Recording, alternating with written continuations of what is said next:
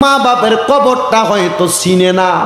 অনেক সন্তান আছে 2 ঈদে নামাজ পড়ে কবর জিয়ারত করে আর পুরা বছর মা বাবার কবরের সামনে যায় না। আবার অনেক সন্তান আছে যারা টাকা পয়সা ইনকাম করে বিবাহ করার পরে মা বাপের এখন খবর লয় না। মা বাপরে জুদা করে দিছে, মা বাপরে আলাদা করে দিছে। সন্তান কোন স্ত্রীর মায়ায় পইরা বাইয়ে বাইয়ে ঝগড়া কইরা মা বাপরে আলাদা করে দিছো। একবার চিন্তা করো, তোমার আব্বা জান সিরা লুঙ্গিটা পইরা সময় কাটাইছে, কিন্তু তুমি সন্তান রে দামি জামা কাপড় পরাইছে। জুতার গোড়াটা ক্ষয় হয়ে যাইতো, আব্বা জান দামি কোনো জুতা পরতেন না, তুমি সন্তান রে দামি জুতা কিনা পরাইতো। সন্তান চিন্তা করো, তোমার কাছে টাকার অভাব নাই, কিন্তু আব্বা জান রে দামি এক জোড়া জুতা কিনা পরাইতে পারো না। এই সন্তান, তোমার মা সকাল বেলার খানাটা খাইতো না, পান্তা ভাত গুলা মা রাইখা দিত। মা চিন্তা করত আমার সন্তান রৌদ্র দিয়ে আসলে পান্তা ভাত খাইলে কলিজাটা ঠান্ডা হবে। আজকে কার জানি এমন মা জননী অন্ধকার কবরে। তোমার মা চিরা জামাটা পরতো, চিরা কাপড়টারে সেলাই কইরা কইরা পরতো, 10-5 টাকা কাপড়ের আসলার মধ্যে বান্ধা রাখতো, তুমি সন্তানকে মার হাতে তুইলা দিত। মা দামি কোনো জামা কাপড় পরে নাই, সন্তান তোমার জন্য আম্মা জান দামি জামা কাপড়ের ব্যবস্থা করছে। আজকে তোমার কাছে লাখ লাখ হাজার হাজার টাকা, তুমি সন্তান তোমার মারে তোমার আব্বারে দামি কোনো জামা কাপড় পরাইতে পারো না। মারে 500 টাকা দিয়ে কিনা একটা কাপড় পরাইতে পারো না। হে সন্তান, কি লাভ হইব তোমার টাকা দিয়া, তোমার পয়সা দিয়া, যদি তুমি তোমার মা বাবার এই টাকা পয়সা দিয়া শান্তি না দিতে পারো। বাইয়ে বাইয়ে ঝগড়া করে মা বাপরে আলাদা করে দিয়া থাকো। দাও হে আমার এই বুদারি কান্দি এলাকার পর্দার অন্তরালের মা বোনেরা, যুবক ভাইয়েরা, মুরব্বী বাবাজিরা, দাও তোমার পাও আমার সামনে দাও, আমি আমার জিব্বা দিয়া তোমার পাও পরিষ্কার করে দিব। ওয়াদা করো, মগবাজারের পিসা বুজুরের মাহফিলে বইসা এখান থেকে বাড়িতে যাইয়া আম্মা আব্বার পাটার মধ্যে ধরবা, ধরে বলবা মা ও আব্বা জান আপনাদেরকে আলাদা করে দিছি, ধমক দিয়ে কথা বলছি, আমরারে মাফ কইরা দে।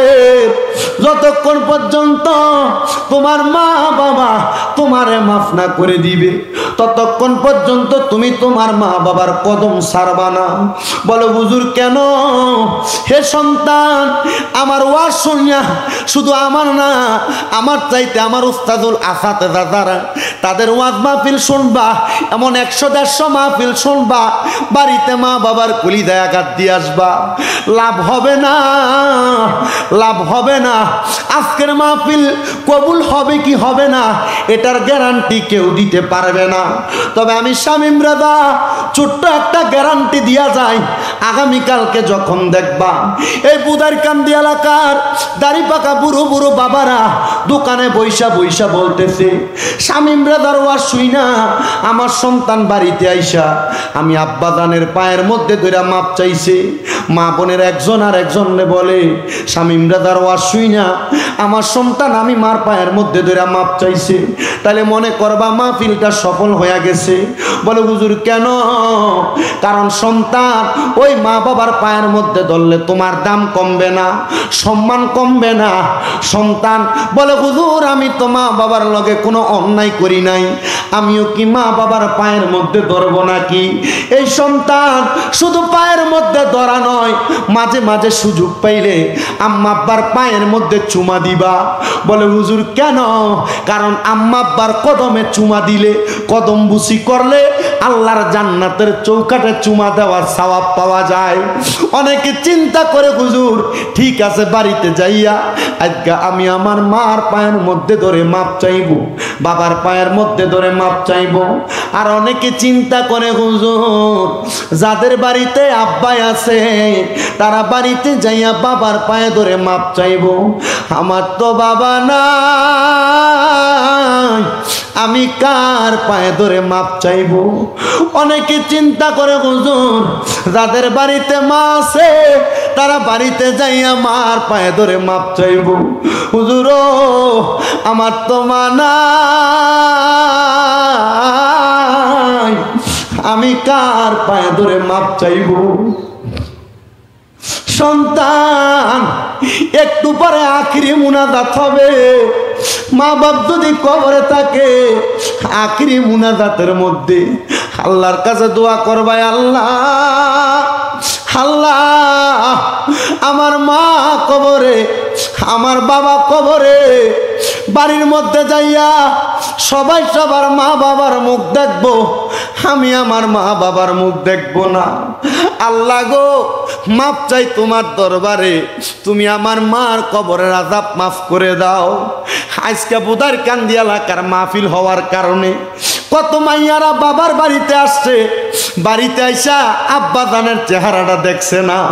কত মাইয়ারা বাবার বাড়িতে আসছে, আইসা মার চেহারাটা দেখছে না। আগে বাড়িতে আসলে আব্বা বলতো মা গো মা একটু ভালো খাবার খাইয়া লও, এখন বাড়িতে আসলে কেউ এই খবর নেয় না। লইব কেমনে?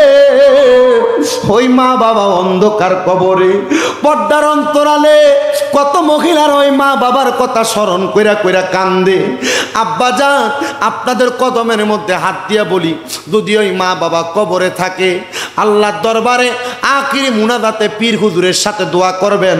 আপনারা বলেন আমরা সন্তান যদি ওই মা বাবার জন্য দোয়া করি, আমার আল্লাহ তাআলা আল্লাহর ওলিদের নেক নজর নেগায় করমের উসিলায় আমাদের মা বাবার কবরের আযাব মাফ করতে পারে কি পারে না? আল্লাহ যেন আউলিয়া কেরামের নেক নজর সোহবত দ্বারা আমাদের সিনাকে ভরপুর করে এবং বংশের কবরের আযাব মাফ করে। আজকের মাহফিলের উসিলায় আমাদেরকে কবুল করে। আসলেন নবী এই দরাতে রহমত বরকত নিয়ে, তাজিমে সালাম দেই সকলে ওই নবীকে। ফেরেশতা কি সালামি দেনে वाले फौज पढ़ती थी, जनाब सैयदा हजरत माँ आमिना सुनती थी, आवाज आती थी या नबी। একবার পরে 99টা নাম তার জবান দ্বারা পড়ার সওয়াব সে পেয়ে যাবে। এজন্য মুর্শিদের কথা স্মরণ করে নিজের কলবটাকে মুর্শিদের কলবের দিকে মুতাজ্জু করে, মুর্শিদের কলব ওই তরিকার ইমামদের দিকে মুতাজ্জু হয়ে যাবে। আর ওই তরিকার ইমামের কলবটা আমার রসুলে পাকের রওজা মুবারকের সাথে একটা মুতাজ্জু কানেকশন হয়ে যাবে। তখন আপনি যখন জিকির করবেন আপনার জিকিরের ধাক্কা আল্লাহর আরশ আজিম পর্যন্ত লাগবে। এজন্য চক্ষু বন্ধ করে দিয়ে মুহাব্বতে আমার আল্লাহ তাআলার একটু জিকির করেন, আল্লাহ আল্লাহ আল্লাহ আল্লাহ আল্লাহ আল্লাহ আল্লাহ আল্লাহ। জবানটা খুইলা আল্লাহকে শোনাই, আমার জায়গা হবে নিয়ে আমার মোরা লাশের লাইগা, মসজিদের পাশে আমার কবর দিও কইরা আমার জায়গা হবে নিয়ে। মারহাবা আমার জায়গা হবে নিয়ে আমার মোরা লাশের লাইগা, মসজিদের পাশে আমার কবর দিও কইরা আমার জায়গা হবে নিয়ে। মারহাবা আল্লাহ আল্লাহ। এলাকা বাসী রে আমি তোমরার ছেলে সন্তান কয়দিনের লাগিয়া, মোরার পরে সবাই আমায় যাবে রে বলিয়া, চারজনে চার কান্দে লইয়া দিবা কবরে না মাইয়া, আমার জায়গা হবে নিয়ে। মারহাবা আল্লাহ আল্লাহ। আমার জায়গা হবে নিয়ে আমার মোরা লাশের লাইগা মসজিদের পাশে আমার কবর দিও কইরা আমার জায়গা হবে মারহাবা আল্লাহ আল্লাহ জগৎবাসী রে আমি যেই দিন যাব মারা দুনিয়া ছাড়িয়া গায়ের রঙিন জামা কাপড় নিবা রেখো দিয়া সাদা মার্কিন কাপড় আমায় সাদা মার্কিন কাপড় আমায় দিও রে পরাইয়া আমার জায়গা হবে নিয়ে মাশাআল্লাহ আল্লাহ আল্লাহ আমার জায়গা হবে নিয়ে আমার মোরা লাশের জায়গা মসজিদের পাশে আমার কবর দিও কইরা আমার জায়গা হবে নিয়ে মারহাবা আল্লাহ আল্লাহ জগৎবাসী রে আমি যেই দিন যাব মারা দুনিয়া ছাড়িয়া ভাই বন্ধু আত্মীয় স্বজন যাবে রে বলিয়া তোমরার দুয়ার মাঝে শরীক রাখিও করিয়া আমার জায়গা হবে নিয়ে মারহাবা আল্লাহ আল্লাহ মুর্শিদ চান হয় না যে বদনাম মারহাবা আল্লাহ রাসূল পাইতে আমরা বায়াত হইলাম মুর্শিদ চান হয় না যে বদনাম মারহাবা আল্লাহ হাবিবুল্লাহ চান হয় না যে বদনাম মারহাবা আল্লাহ আল্লাহ আল্লাহ আল্লাহ আল্লাহ আল্লাহ হামিদ চান হয় না যে বদনাম মারহাবা আল্লাহ আল্লাহ তরিকতের আমল করে কত বাই গেল উপরে গো রাইখো আমায় শুনো জরে আমার আমল নাই হাই গো রাইখো আমায় শুনো জরে আমার আমল নাই আমি চান হয় না যে বদনাম মারহাবা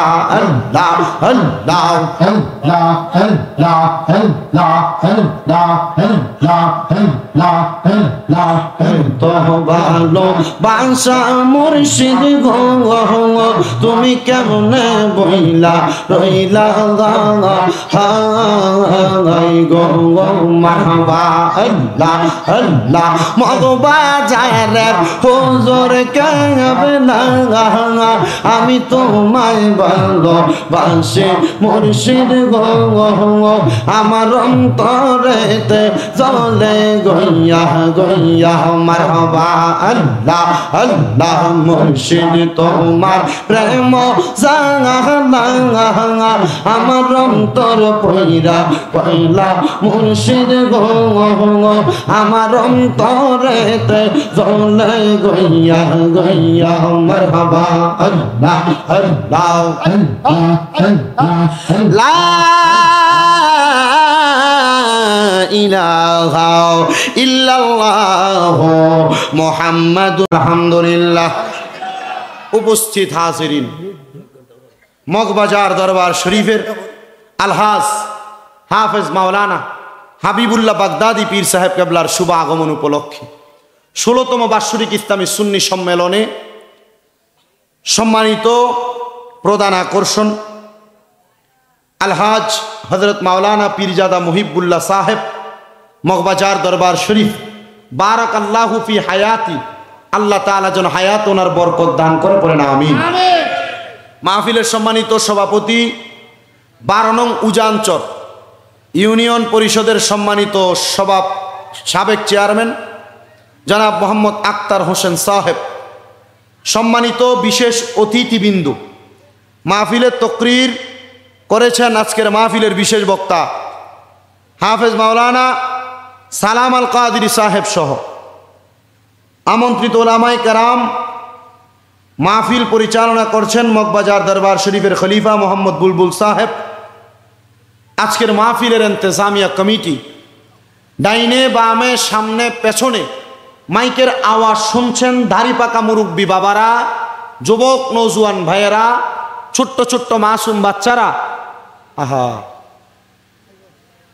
পর্দার অন্তরালের মধ্যে অবস্থানরত আমার মা বোনেরা, সবাই আল্লাহ তাআলার শুকুর গুজার করে উচ্চ কণ্ঠে জোরে পড়ি আলহামদুলিল্লাহ। আমার ভাইজান,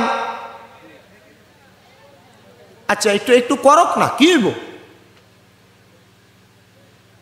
আমরা মানুষই মাঝে মাঝে কাম করতে করতে আদায় দেয়গা, তো বিদ্যুতের একটু হওয়ার দরকার আছে। আমরা তো সুযোগ দেন, আমরা মনে করি এটা মিশিং মনে হয় চলতেই থাক, এটা সমস্যা হইতে পারে না।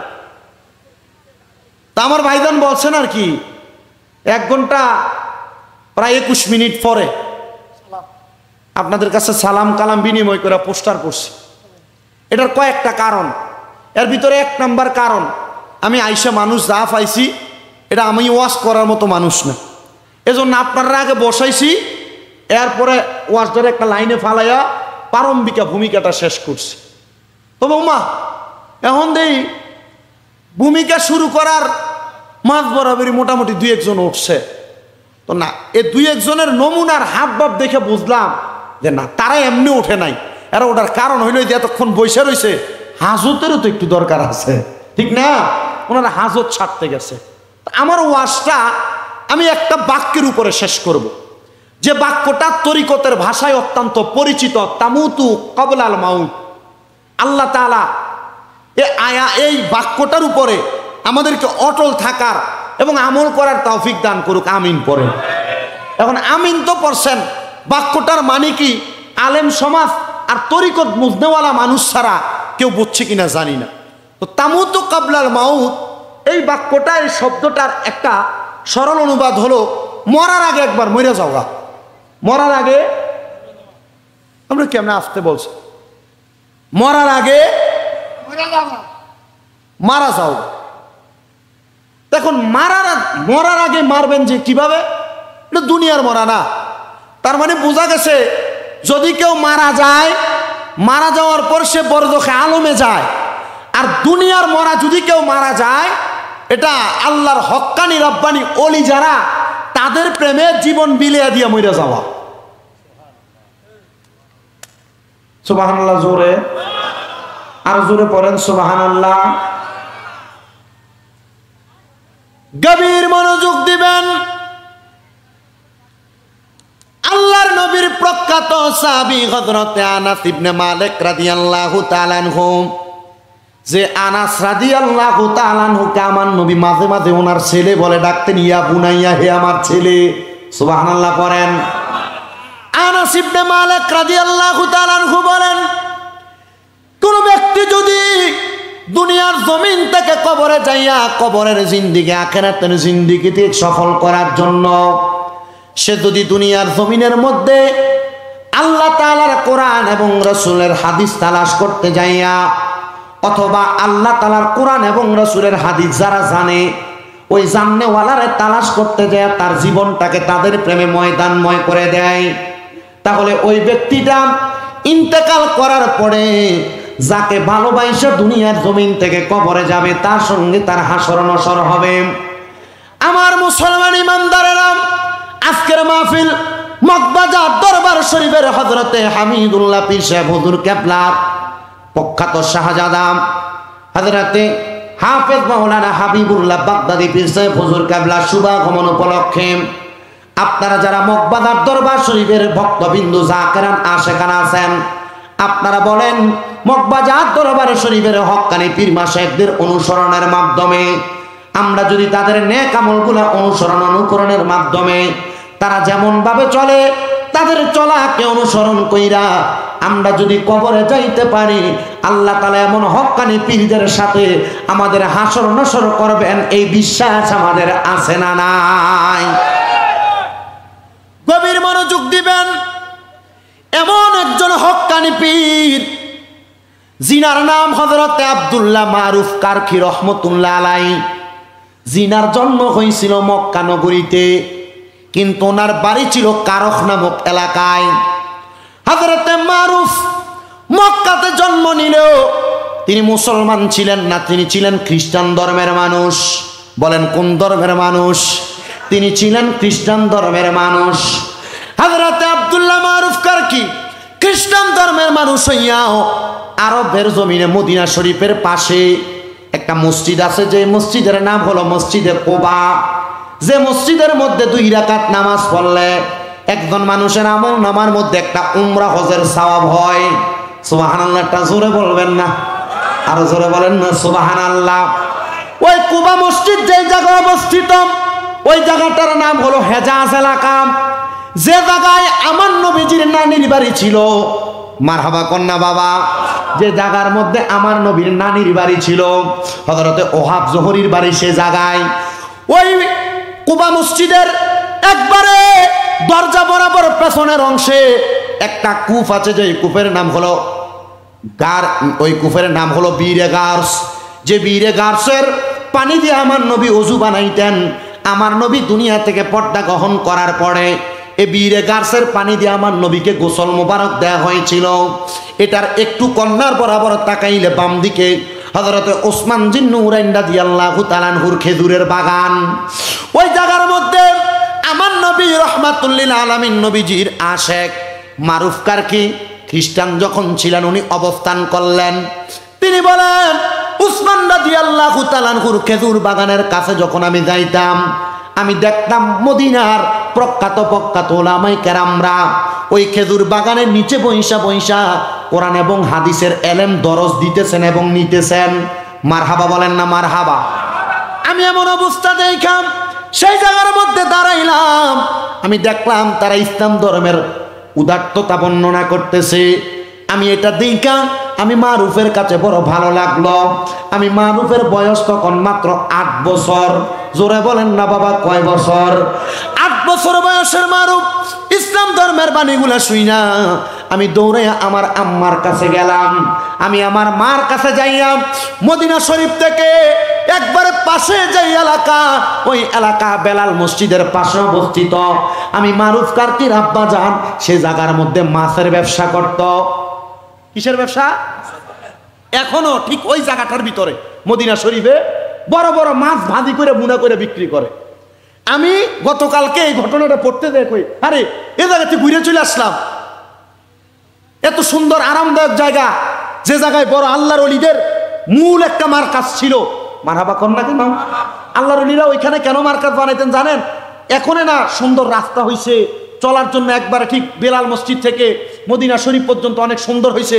আগে পাহাড়ি এবড়ো জায়গা ছিল, তবুও এই জায়গা পর্যন্ত যখন যাইতেন তাদের জন্য মদিনায় মসজিদে নববীতে নবীজির পেছনে নামাজ আদায় করাটা সহজ হয়ে যাইত। সুবহানাল্লাহ। তিনি বলেন, আমি কুবা মসজিদের কাছ থেকে আমার মার কাছে এসে বললাম, না আপনি আমাকে বলেন আমি যেন ইসলাম ধর্ম গ্রহণ করি। মা বললেন, বাবা তুমি যদি ইসলাম ধর্ম গ্রহণ করো, তোমার বাপদাদার খ্রিস্টান ধর্ম পানির সাথে ধুলিস্যাৎ হয়ে যাবে, মাটির সাথে। বাবা না না না, ইসলাম ধর্ম গ্রহণ করা যাবে না। হযরতে আব্দুল্লাহ মারুফ কারকি বলেন, আমি আমার মায়ের আদেশটা শুনতে পারলাম না, কারণ মা জননী যত আদেশ করবে সব আদেশ মানা যাবে, কিন্তু যদি কোনো কুফরি করার কথা বলে, যদি ইসলাম থেকে সরে যাওয়ার কথা বলে, ততক্ষণ আর মার কথাও শোনা যাবে না। এই কুফরি ছাড়া সব জায়গায় ওই মা বাবাকে সম্মান করা লাগবে রে বাবারাম। এবার আব্দুল্লাহ মারুফ কারকি বলেন, আমি দৌড়াইয়া সে জায়গার মধ্যে যাইয়া হযরতে নুমাদ ইবনে আওয়াদ নামক একজন ব্যক্তির হাতে হাত রাইখা আমি বায়াত গ্রহণ করলাম, মানে এরাদা করলাম, ওয়াদা করলাম, আমি ইসলাম গ্রহণ করলাম। কিন্তু বাড়িতে আসার পরে আমার মার কাছে যখন খবর আসলো, আমার বাবার কাছে খবর আসলো আমি মুসলমান হয়ে গেছি, তারা আমাকে আর তাদের কাছে রাখে নাই। আব্দুল্লাহ মারুফ কারকি বলে, আল্লাহর কসম, ওয়াল্লাহি বিল্লাহি তাল্লাহ, আমি আল্লাহর কসম করে বলি, তখন থেকে 40 বছর পর্যন্ত আমি আব্দুল্লাহ মারুফ কারকি আর আমার বাড়ির মধ্যে আসি নাই। আমার মা বাবা আমাকে এত তালাশ করেছে, তালাশ কইরা আমি মারুফ কারকিরে তারা 40 বছর পর্যন্ত খুঁজে পায় নাই। আমি মারুফ কারকি যখন 40 বছর পরে তরিকতের ইলম অর্জন করলাম, হক্কানি রব্বানি মাশায়েখে আযমের সফর সঙ্গী হইলাম, এবার আমার মনের মধ্যে একটু মায়ার উদয় হইল। আমি চিন্তা করলাম, আমার মা বাবা আমি ইসলাম ধর্ম গ্রহণ করার কারণে আমাকে পরিত্যাজ্য করেছে, কিন্তু আমি সন্তান আমার মা বাবাকে পরিত্যাজ্য করতে পারবো না। এবার আমি আবার সামদেশ থেকে রওনা করে মদিনাতে গেলাম। আমি যাইয়া দেখলাম আমার মা বাবা ঘরের মধ্যে বড় বৃদ্ধ অবস্থায় অবস্থান করতেছে। আমি ঘরের মধ্যে গেলাম, সালাম দিলাম, আসসালামু আলাইকুম ওয়া রাহমাতুল্লাহ। আমার মা আমার আব্বা জান পেছনের দিকে মাথাটা ফিরাইলেন, কিন্তু বুড়ো হয়ে যাওয়ার কারণে, বয়স্ক হয়ে যাওয়ার কারণে আমার মা বাবা আমি সন্তানকে ভালো করে চিনতে পারতেছে না। আমি একটু মনের মধ্যে আনন্দ রাখলাম, কিন্তু আমার মনে আনন্দ, চোখ দিয়ে বেয়ে বেয়ে পানি পড়তেছে। আনন্দে চোখের পানি আসলে মনে করবেন আল্লাহ খুশি হয়েছে। সুবহানাল্লাহ।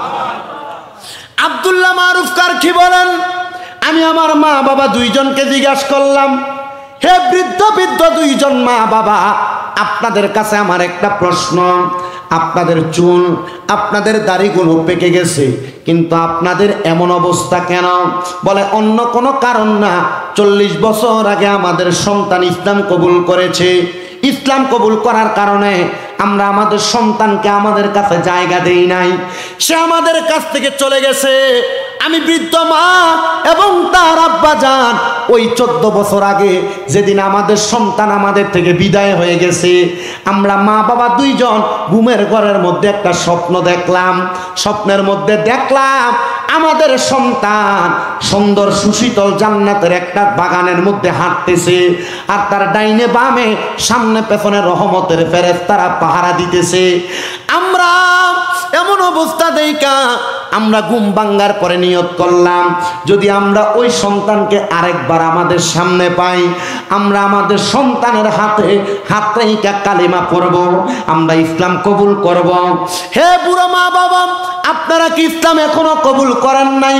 ওই মা বাবা বলে, না না না, আমরা এখনো পর্যন্ত ইসলাম কবুল করি নাই। বৃদ্ধ মা বাবা বলেছেন আমার সন্তানের হাতে হাত রেখে আমরা ইসলাম কবুল করব। ওই মা বাবার কাছে সন্তান ডাক দিয়ে বলে, ও আম্মা আব্বা, আমি হইলাম দীর্ঘ 40 বছর আগে হারিয়ে যাওয়া আপনাদের সন্তান আব্দুল্লাহ মারুফ কারকি। আপনাদের কি এখন আমাকে চিনতে পারছেন? তারা বলে, বয়সের বারে চোখে এখন ভালো দেখি না, এখন আর তোমাকে চিনি না। যেহেতু তুমি বলেছ আমাদের সন্তান, আয়ের সন্তান, আমি মায়ের বুকে আয়, আমি আব্বা জানের বুকে আয় বইলা হযরতে আব্দুল্লাহ মারুফ কারকিকে ওই বৃদ্ধ দুইজন মানুষ বুকের মধ্যে নিছে। বৃদ্ধ দুইজন মানুষ বুকের মধ্যে নেওয়ার সাথে সাথে এবার হযরতে আব্দুল্লাহ মারুফ কারকি বলে, আমি নজর করে দেখলাম এবার আর বৃদ্ধ দুইজন মানুষ কোনো কথা বলে না, নিঃশ্বাসও ফেলে না। আমি হঠাৎ করে বৃদ্ধ দুইজন মানুষকে আমার ডান হাত এবং বাম হাতের মধ্যে নিলাম। আমি দেখলাম তাদের নিঃশ্বাস আর বের হয় না, তারা মনে হয় দুনিয়া থেকে ইন্তেকাল করেছে। পড়েন, ইন্না লিল্লাহি ওয়া ইন্না ইলাইহি রাজিউন। বলেন, মানুষ মারা যাওয়ার পরে এমন দোয়া সবার পড়ার দরকার আছে। আর মানুষ স্বাভাবিক এলাকায় কোনো মানুষ অন্যায় করতে পারে, মারা যাওয়ার আগে বিভিন্ন অপকর্ম করতে পারে। এলাকার মানুষ দেখবেন যদি মারা যায় মাইকিং করে, বোদারকান্দি এলাকা নিবাসী আব্দুর রহিমের ছেলে আব্দুল করিম ইন্তেকাল করিয়াছেন। মানুষ সাধুখানে আলহামদুলিল্লাহ মরছে, এলাকার বলাটা হাত লইছে। আছেন এমন লোক, সাবধান। যদি কোনো অন্যায়কারীও মারা যায়, আল্লাহর কাছে দোয়া করবেন, আল্লাহ তোমার বান্দা কেমন ছিল তুমি জানো, আল্লাহ সে খারাপ থাকলো আমি তারা ভালো বললাম। তিরমিজি শরীফের হাদিস বলে, দুনিয়ার মানুষ যদি একটা মৃত ব্যক্তিকে ভালো বলে সম্বোধন করে, আল্লাহ তাআলা তাকে ভালো বলে তার কাছে গ্রহণ করে নেয়। আর জোরে কন্যা কেন? আর মোহাব্বতে বলেন না সুবহানাল্লাহ। আব্দুল্লাহ মারুফ কারকি বলে, এতক্ষণ আমি কান্না করছি মা বাবা দেখার আনন্দে, এখন আমি কান্না করি আমার মা বাবা হারানো ব্যথায়। আজকের মাহফিলে কত সন্তান জানি আছে তাদের মা নাই, কত সন্তান জানি আছেন তাদের বাবা নাই। বাবা মনোযোগ দিয়া শুনবা।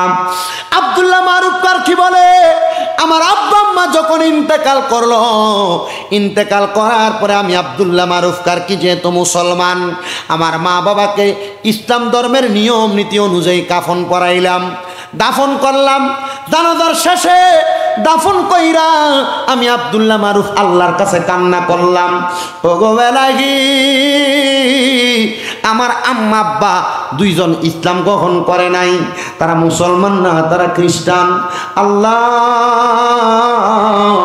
আমার মা বাবার যে আমি ইসলামী শরিয়া মোতাবেক গোসল দিয়া কাফন পরাইয়া জানাজা পরাইয়া আমি যে দাফন করে দিলাম, আল্লাহ, আমার মা বাপরে আমি আমার প্রাপ্ত বয়স থেকে ইজ্জত সম্মান করতে পারি না ইসলামের খাতিরে।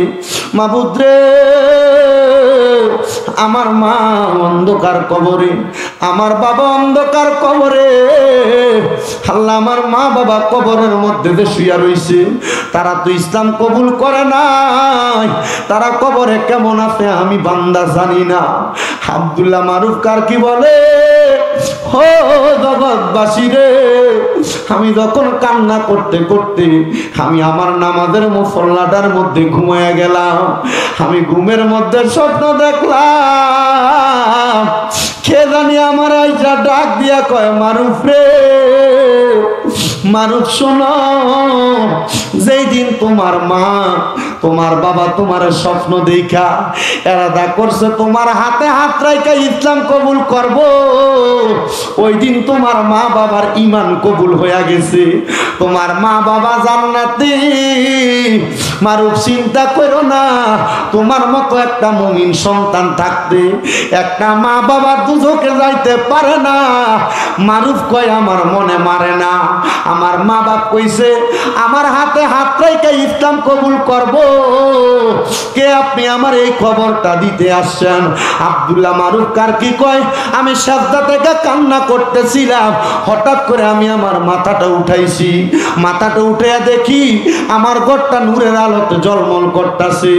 আমি ডাক দিয়ে বললাম, কে গো আপনি? আপনার চেহারাটা দেখান না। ওনার চেহারাটা সাদা কাপড় দিয়া ঢাকনা দেওয়া, উনি যখন চেহারাটার কাপড়টা উঠাইছে আমি ওনার নুরানি চেহারা দেখে মাথাটা চক্কর দিয়া মাটিতে পইরা গেছি। আমি জিজ্ঞাসা করলাম, এমন নুরানি সুন্দর চেহারা, কে আপনি? আপনার পরিচয় কি? তিনি আমারে কয়, তুমি যেই নবীর প্রেমে পাগল হইয়া, ওই নবীর প্রেমে পাগল হইয়া, যেই নবীর আশিক হইয়া ইসলাম কবুল করছো, আমি কইলাম সেই রাহমাতুল্লিল আলামিন নবীজি। আব্দুল্লাহ মারুফ কয়, আমি আমার নবীজির কদম মুবারকে পড়ে গেলাম আর ডাক দিয়া বললাম, ইয়া রাসূলুল্লাহ, নবী গো, ইয়া রাসূলুল্লাহ, নবী গো, নবীজি, আমার মা বাবা আমার হাতে হাত রাইখা ইসলাম কবুল করতে পারছে না। নবী গো, সুযোগ আসেনি, আমি আমার মারে কালিমা পড়াইতে চাই। আমার নবী কয়, মারুফ, চোখটা খুলো, তোমার চোখের সামনে কে দাঁড়ায় রয়েছে? আব্দুল্লাহ মারুফ কয়, আমি ঘুমের ঘরে স্বপ্নের মধ্যে দেখতাছি আমার নবীর সামনে আমার মা বাবা দুইজন হাজির হয়ে গেছে। আমার নবী কয়, এই মুহূর্তে হাতটা ধইরা তাদেরকে কলেমা পড়াও, লা ইলাহা ইল্লাল্লাহ মুহাম্মাদুর রাসূলুল্লাহ সাল্লাল্লাহু আলাইহি ওয়াসাল্লাম। জবান খুলে উচ্চ কণ্ঠে জোরে জোরে পড়েন সুবহানাল্লাহ। হযরত আব্দুল্লাহ মারুফ কারকি বলে, আমি ঘুমের ঘরে স্বপ্নে আমার মা জননীরে ইসলাম ধর্ম গ্রহণ করাইলাম, তবরুক খাওয়াইব, এই জন্য আসছেন। তারা বলবে, হুজুর না, আমরা তবরুকের লোভে আসি নাই। বাবারে, মাহফিলের মধ্যে পীর সাহেব হুজুর আসবে, আপনারা কি শুধু পীর সাহেব হুজুরের সাথে মুলাকাত করতে আসছেন? আপনারা বলবেন না। বলে, কেন আসছেন? আপনাদের যারা জ্ঞানী মানুষ, শিক্ষিত মানুষ, তাদের উত্তর হবে, হুজুর, আমাদের একটা বিশ্বাস, আল্লাহর অলিরা যেই মজমা জমায়, আল্লাহর অলিরা যেই বাগান জমায়, ওই বাগানের মধ্যে বৈশা কোনো মানুষ যদি আমার আল্লাহরে ডাক দেয়, কোনো মানুষ যদি জীবনের গুনার জন্য কান্দে, আমার আল্লাহ তাআলা লামকানের খোদা লামকানে থাইকা থাইকা আল্লাহর রহমতের ফেরেশতারে ডাক দিয়া কয়, ফেরেশতা, তাকে দেখো, দুনিয়ার জমিনে আমার এমন অনেক বান্দারা একসাথে হয়ে হইয়া গেছে যে এই বান্দারা লুকাইয়া লুকাইয়া গুনাহ করছে, গোপনে গোপনে গুনাহ করছে। বান্দা গুনাহ করার কারণে বান্দার কলবটা জাদরা হইয়া গেছে, বান্দার নফসটা মইরা গেছে। ওই বান্দা গুনাহগুলা মাপ পাওয়ার জন্য নিজের কলবের দিকে খেয়াল কইরা কইরা আমি আল্লাহরে কেমনে ডাকে, আমি আল্লাহর কোরআন পড়ে, আমি আল্লাহর জিকির করে, পর্দার অন্তরালে আমার এই বুদার কাম দিয়াব আশেপাশে এলাকার মা বোনেরা যারা শুনতেছেন আপনাদের কদমে আমি হাত দিয়া বলি, রাস্তাঘাটে যেই ভাই বাবারা ঘুরতেছেন আপনাদের কদমে হাত দিয়া বলি, আপনারা গোপনে গোপনে গুনাহ করার কারণে আপনার মা বাবা সন্তান সন্ততি আপনার গুনার খবর জানে না। আমার দাড়ি পাকা মুরব্বী বাবারা, আপনার সন্তান যদি আপনার গুনার খবর জানতো আল্লাহর কসম আপনারে বাপ কইয়া পরিচয় দিত না। যুবক ভাইয়েরা, তোমরার গুনাহ যদি তোমরার মা দেখতো আল্লাহর কসম তোমারে ফুট বইলা পরিচয় দিত না। আমার মা বোনেরা যারা শুনতেছেন একটাবার চিন্তা করেন, আপনার স্বামী যদি আপনার গুনাহ দেখতো আপনারে ঘরের মধ্যে স্ত্রী বইলা সম্বোধন করত না। ওই আল্লাহ এত দয়াবান, ওই আল্লাহ এত মায়াবান, আমরার গুনাহটিরে গোপন কইরা রাখছে। আল্লাহ দুনিয়াতে গুনাহ যদি আপনি গোপন কইরা রাখেন, ইন্তেকাল করার পরে যখন আমরা কবরে যাইমু, হাসরের ময়দানে যখন সব মানুষ উপস্থিত হইয়া যাইব, মাবুদ ওই সময় আপনি তো আমরার গুনাহগুলা ওপেন কইরা দিবেন, মানুষ আমার গুনাহ দেখবে আমি গোপনে গোপনে কত গুনাহ করছি। আল্লাহ আমার গুনার কারণে আমি যদি আটকা পইরা যাই আমি জাহান্নামের মধ্যে যাব। আমার আল্লাহ তাআলা আমার নবীর মাধ্যমে জানাইয়া দেয়, বান্দা তুমি বান্দা গুনাহ করতে করতে ক্লান্ত হইবা, আমি আল্লাহ রহমত দিতে কোনো ক্লান্ত হইব না। আমি আল্লাহ যখন রহমত দিয়া তুমি বান্দারে ভরপুর কইরা দিব, তুমি বান্দার গুনাহগুলা ছাই হইয়া যাবে, তুমি বান্দা জান্নাতের রাস্তা পাওয়ার জন্য আমি আল্লাহরে তালাশ করতে থাকবা। এবার আপনারা বলেন আমরা সবাই ওই আল্লাহরে তালাশ করার দরকার আছে না নাই? আরো জোরে কন্যা দরকার আছে না নাই? ওরে খুঁজতে গিয়া আল্লাহ নবী সামনে পাই মুর্শিদের ছবি গো। মারহাবা কন্যা। আল্লাহ নবী তালাশ করার দরকার আছে না? আল্লাহ নবী তালাশ করবে, একটু মোহাব্বত করে বসেন না, যারা দাঁড়ায় আছে তারা বসবে না, কেউ বসতে বলবেন না, না না বইতে কইেন না, তারা দাঁড়ায় শুনুক। কষ্ট করে আপনারা শুধু জায়গা করে দেন, জন্ম আসবে মজা লাগবো, তো না দাঁড়ায় থাকতে নিরাল বইয়ে লেবো। একটু কষ্ট করে সামনের দিকে আসেন, আস্তে ধীরে। যারা উপরে আছেন আপনারা উপরে থাকেন, নিচে যারা আছেন একটু সামনের দিকে আসেন, কারণ তারা উপরে বসে আরাম করে এখান থেকে হুজুরটার একবার ক্লিয়ার দেওয়া দেয় বল লেগে, ঠিক না? আল্লাহ কবুল করুক। আব্বা সামনে আইও, আইও বাবা, আইয়েন আইয়েন, আর একটু কাছাকাছি জায়গা করে দেন। আপনি আপনার একজন মুমিন ভাইকে জায়গা করে দেন, আল্লাহ হয়তো মরার পরে আপনারা জান্নাতে জায়গা করে দিবে। আরে খুঁজতে গিয়া আল্লাহ নবী সামনে পাই হাবিবুল্লাহ বাবার ছবি গো। আমি খুঁজতে খুঁজতে হই উদাসী, আমি খুঁজতে খুঁজতে হই উদাসী, দেখা দেন গো আমারে মুর্শিদ, দেখা দেন গো আমারে, আর কত খুঁজবো আপনারে। নারে তাকবীর, নারে রিসালাত। সবাই পড়ি মারহাবা, আরো জবান খুলে পড়ি মারহাবা। আজকের মাহফিলের যিনি সেরতাজ, আজকের মাহফিলের যিনি মুহতাজ, মগবাজার দরবার শরীফের আলহাজ হাফেজ মাওলানা হাবিবুল্লাহ বাগদাদি পীর সাহেব কেবলার শুভাগমন হয়েছে। আল্লাহ তাআলা হুজুরদের নেক নজর, নূরানি সোহবত আমাদের সিনা, আমাদের চক্ষু, আমাদের নফস প্রত্যেকটি জায়গায় জারি করে দেন। সবাই পড়েন আল্লাহুম্মা আমিন, মোহাব্বতে বলেন আল্লাহুম্মা আমিন। তাহলে আমার বাবারা, বন্ধুরা, জীবনের গুনাহগুলা করতে করতে আপনাদের কষ্ট হইতেছে কোনো? হুজুর কি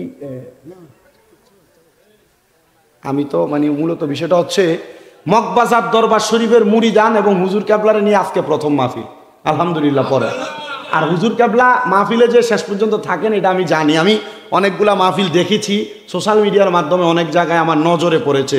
আলহামদুলিল্লাহ এই এলাকা সহ বিভিন্ন জায়গায় আপনারা যারা মগবাজার দরবার শরীফের আশেকান ভক্তবৃন্দ আছেন, আপনারা মোহাব্বত নিয়ে বসবেন ইনশাআল্লাহ। হুজুর যতক্ষণ আছেন, বিশেষ করে আজকের মাহফিলের যিনি সম্মানিত সভাপতি মহোদয় উপস্থিত আছেন, এলাকার একবারে নেতৃত্ব স্থানীয় ব্যক্তিবর্গ সবাই উপস্থিত আছেন, শিক্ষা অনুরাগীরা উপস্থিত আছেন, দাড়ি পাকা বয়স্ক বাবারা উপস্থিত আছেন। আপনারা যদি ধৈর্য সহকারে বসেন, আমার একটা বিশ্বাস, আমি দুই একটা কথা বলবো, যেই কথাগুলো থেকে আপনি দুনিয়া এবং আখেরাতের কামিয়াবি অর্জন করতে পারবেন। আল্লাহ সে কামিয়াবি অর্জন করার তৌফিক দান করুন। জোরে পড়েন আমিন। আপনারা আসতে বসছেন, আমিন। আরো জোরে পড়েন আমিন। একটু দুরূদ শরীফ পড়েন। সালাতুন ইয়া রাসূলুল্লাহ আলাইকুম সালামুন ইয়া হাবিবাল্লাহ আলাইকুম সালাতুন ইয়া রাসূলুল্লাহ সালামুন ইয়া इश्क महबूबे खुदा जिस दिल में हासिल नहीं, लाखों मोमिन हो मगर ईमान कामिल नहीं। सलातुनिया रसूल अल्लाह अलैकुम सलामुनिया जमाले आशिका बाशद मुहम्मद, ख्याले ओ बरा बाशद अहमद। सलातुनिया रसूल अल्लाह अलैकुम सलामुनिया। আমার ভাইয়েরা, বাবারা, বন্ধুরা, গভীর মনোযোগ অন্তরের কান লাগিয়ে শুনবেন। যেহেতু পিসা হুজুর আপনাদের সামনে উপস্থিত হয়ে গেছেন, আমি নগণ্য মানুষ, গুনাহগার মানুষ, বেএলেম মানুষ, আমি চেষ্টা করব আপনাদেরকে একটু বোঝায়া বয়ান করার জন্য। যেই কথার মধ্যে ছিলাম, যদি বাবার গুনাহ সন্তান দেখত, বাপ কইয়া পরিচয় দিত না। সন্তানের গুনাহ মা দেখত, সন্তান বলে পরিচয় দিত না। মায়ের গুনাহ যদি সন্তান দেখত, মা বলে পরিচয় দিত না। আল্লাহর দরবারে লাখ লাখ শুকরিয়া জানাই, আল্লাহ আপনি আমরার গুনাহগুলা গোপন রাইখা দিছেন। মাবুদ, ময়দানে মাশরে যখন মানুষ থাকবে দলে দলে, তাদের সামনে আপনি আমরার গুনাহগুলা যখন ওপেন করে দিবেন, মানুষ আমার দিকে তাকায় তাকায় ধিক্কার জানাবে। কবর থেকে হাসর পর্যন্ত যাইতে যাইতে তিন প্রকারের ফেরেশতারা, যাদের চোখ হবে নীল কালার, এরা আমাদেরকে ধিক্কার জানাইবে। আল্লাহ, আমি এমন কঠিন পরিস্থিতিতে পড়তে চাই না। আল্লাহ বলেন না আমরা বাঁচার জন্য কোন জায়গার মধ্যে যাইব। এই গুনাহগুলা যদি এলাকার মানুষ আমার দেইকা পালায়, আল্লাহ আমি মানুষের কাছে আমার মুখটা দেখাইতে পারবো না। আল্লাহর নবী রাহমাতুল লিল আলামিন, নবীর কলিজার টুকরা সাহাবী হযরতে আব্দুল্লাহ ইবনে আব্বাস রাদিয়াল্লাহু তাআলা আনহু হাদিস বর্ণনা করে। তিনি বলতেছেন, ও জগতের মানুষ, তোমরা জীবনে যদিও গুনাহ করতে করতে ক্লান্ত হয়ে যাও, আমার রাহমাতুল লিল আলামিন নবীজি মসজিদের নববীর মধ্যে রিয়াদুল জান্নায় অবস্থিত উস্তুনে আহাদার সামনে বৈশা একদিন আমি আব্দুল্লাহ ইবনে আব্বাসের কাছে নসিহত করেছে। আমার কাছে বলছে, ওগো আব্দুল্লাহ ইবনে আব্বাস, আপনি আমার উম্মতের জন্য একটা এলান জারি করে দিবেন। উম্মত যদি মৃত্যুর 1 সেকেন্ড আগে হইল নিজের জীবনের গুনার জন্য আমার আল্লাহ তাআলার কাছে ক্ষমা প্রার্থনা করে, আমার আল্লাহ তাআলা লামকাম থেকে বান্দা মাপ চাওয়ার প্রস্তুতি নেওয়ার সাথে সাথে এখনো মাপ চায় নাই, বান্দার গুনাহগুলা আল্লাহ মাফ করে দেয়। আব্দুল্লাহ ইবনে আব্বাস রাদিয়াল্লাহু তাআলা আনহু চোখ মুবারকের পানিগুলা ছেড়ে দিয়ে কান্দে আর ডাক দিয়া বলে, ইয়া রাসূলুল্লাহ, ইয়া হাবিবাল্লাহ, নবী গো, আপনার উম্মতের গুনাহ মাফ করবে এমন অনেক উম্মত থাকবে যারা দুনিয়ার জমিনে গুনাহ করতে করতে তারা মাপ চাওয়ার কথা ভুলে যাবে, তওবা করার কথা ভুলে যাবে। ও আল্লাহর হাবিব মুহাম্মদুর রাসূলুল্লাহ সাল্লাল্লাহু আলাইহি ওয়াসাল্লাম, নবীজি আপনার উম্মতের জন্য আপনি অন্য কোনো ব্যবস্থা করবেন নাকি?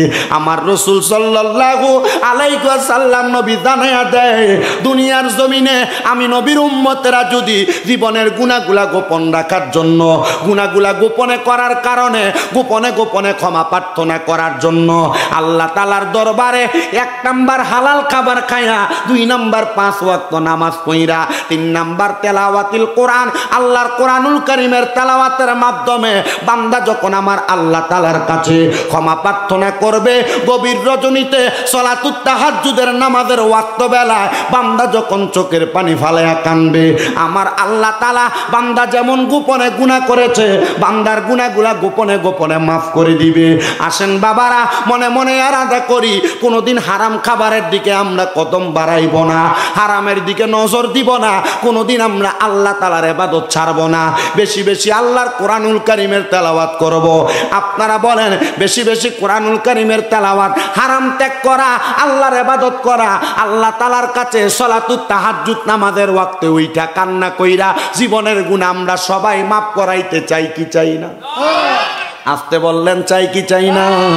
ও মুসলমান, আসেন সর্বপ্রথম যেই কথা বললাম হালাল খাওয়া, এটাও রাখলাম, হালালও খাইবেন, হারাম বর্জন করবেন, আল্লাহর ইবাদত করবেন। কিন্তু তৃতীয় নাম্বার যেই কথাটা বললাম, আল্লাহ তাআলার কোরআনুল কারীম তেলাওয়াতটা বেশি করে করবেন। এখানে আমার মনে হয় অনেক মানুষ আছে যারা জীবনে বাস্তবিক সামাজিক জীবন, নিজের সাংসারিক জীবন কাটাইতে যায় আল্লাহর কোরআনটা ভালোভাবে শিখতে পারে নাই, আল্লাহর কোরআন তেলাওয়াত করতে পারে নাই।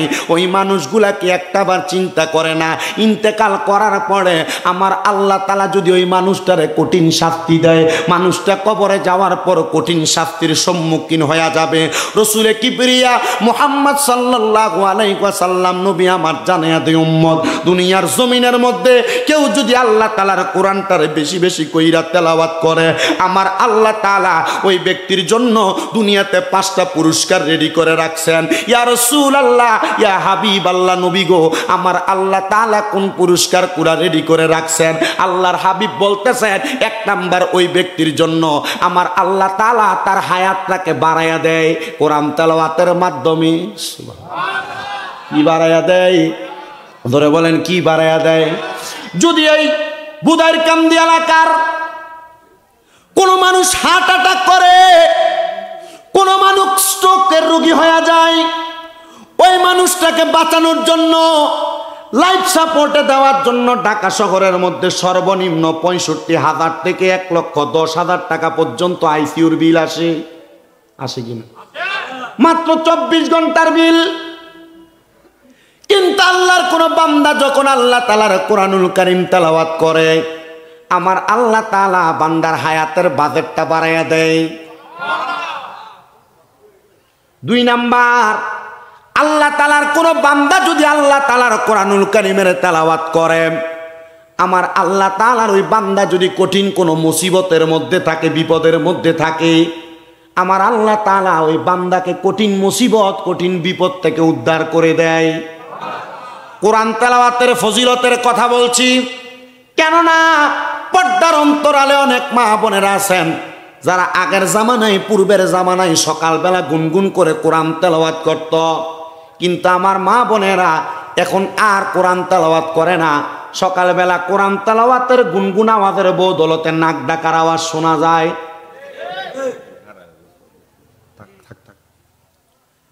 মনোযোগ দেন বাবা, পর্দার অন্তরালের মা, হে মা, আমি আপনাদের কদমে হাত দিয়ে বলি, এখানে যে দাড়ি পাকা বুড়ো বুড়ো বাবারা আছেন, যুবক নজওয়ান ভাইয়েরা আছেন, পারলে দেন আপনার কদম আমার সামনে দেন, আমি শামীম রাজা আপনার কদমে জিব্বা লাগে পরিষ্কার করে দিব।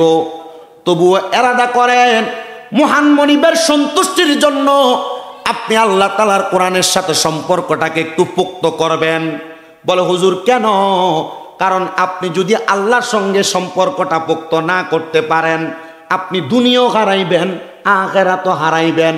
এবার আল্লাহর সাথে সম্পর্ক পোক্ত করার কয়েকটা মাধ্যম আমি আমার ওয়াজের মধ্যে বোঝাইয়া দিব। এখনো আমার ওয়াজের প্রারম্ভিকা ভূমিকা চলতেছে, যদি আপনারা ধৈর্য নিয়ে বসেন আমি চেষ্টা করব আপনাদেরকে একটু বোঝাইয়া বলার জন্য। কোরআন তেলাওয়াতের 2টা ফজিলতের কথা বললাম।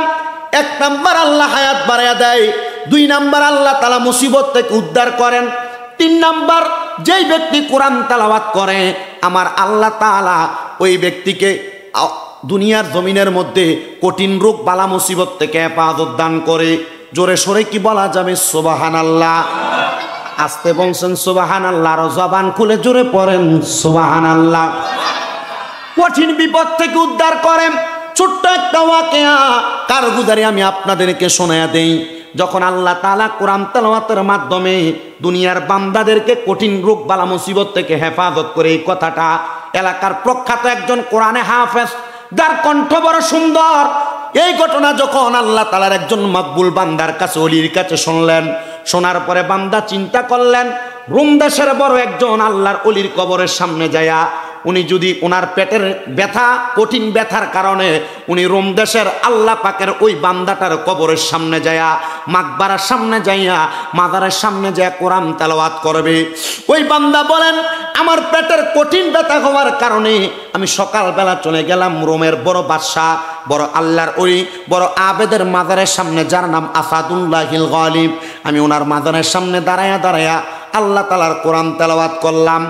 আহা সমাজের মানুষ আমার দিকে তাকানো, আমি যখন কোরআন তেলাওয়াত করি মানুষ আমার কণ্ঠের বড় পাগল, আমার সুরটার জন্য বড় পাগল। আমি কোরআন তেলাওয়াত কইরা এবার ওখান থেকে চলে আসব, এমন টাইমে হঠাৎ করে দেখলাম কোরআন তেলাওয়াত করার পরবর্তী সময়ে আমার পেটের ব্যথাটা ভালো হয়ে গেছে। আসতে বললেন না সুবহানাল্লাহ? মুহাব্বতে বলেন না সুবহানাল্লাহ? আমি কোরআন তেলাওয়াত করার সাথে সাথে বাড়ির দিকে আমি ফিরে আসতেছি, আমার পেটের ব্যথাটা নিবারণ হয়ে গেছে।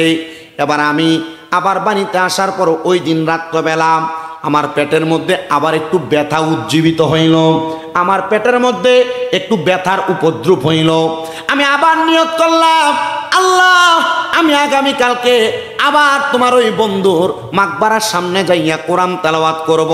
আল্লাহ তুমি আমার পেটের ব্যথা নিবারণ করে দিও। ওই বান্দা বলে আমি দ্বিতীয় দিন আবার ওই আল্লাহর বান্দা, আল্লাহর ওলিটার কবরের সামনে যাইয়া আল্লাহ তাআলার কোরআন তেলাওয়াত করতে লাগলাম। এবার আমি দেখলাম কোরআন তেলাওয়াত অবস্থায় আমার পেটের ব্যথা ভালো হয়ে গেছে। আমি দোয়া করলাম, আল্লাহর ওলির মাকবারার কাছ থেকে, মাজারের কাছ থেকে ফিরে আসলাম। আমি আবার যখন তৃতীয় দিন বাড়িতে গেলাম, রাত্রবেলা আমার পেটের মধ্যে বড় পীড়া, আমার আর সহ্য হইতেছে না। আমি আর সকালের অপেক্ষা করলাম না, আমি ফজরের নামাজের পূর্ববর্তী সময়ে ওই আল্লাহর ওলির মাকবারা মাজারের সামনে যাইয়া আমি কোরআন তেলাওয়াত করতে লাগলাম। কিন্তু ওই দিন যখন কোরআন তেলাওয়াত করি আমি দেখলাম আমার পেটের ব্যথাটা আরো বেড়ে গেছে। আমি আরো কোরআন তেলাওয়াত করি, আমি দেখলাম আমার পেটের ব্যথাটা আরো বেড়ে গেছে। এমন ভাবে আমার পেটের ব্যথা যখন বেড়ে যায় আমি চিন্তা করলাম মনে হয় দিনের বেলা কোরআন তেলাওয়াত করার প্রয়োজন। এবার আমি সকালে ফজরের নামাজ পড়লাম, ফজরের নামাজ পড়িয়া আল্লাহর ওলির মাজারের সামনে দাঁড়ায়া দাঁড়ায়া আমি আল্লাহ তাআলার কোরআন তেলাওয়াত করতে লাগলাম। দেখলাম পেটের ব্যথা শুধু বাড়তেছে। আমি বড় রাগান্বিত হয়ে গেলাম। রাগান্বিত হইয়া আমি একটা চাবুক নিয়া ওই আল্লাহর ওলির কবরের উপরে একটা না দুইটা না টানা তিনটা বাড়ি মারছি, তিনটা বাড়ি।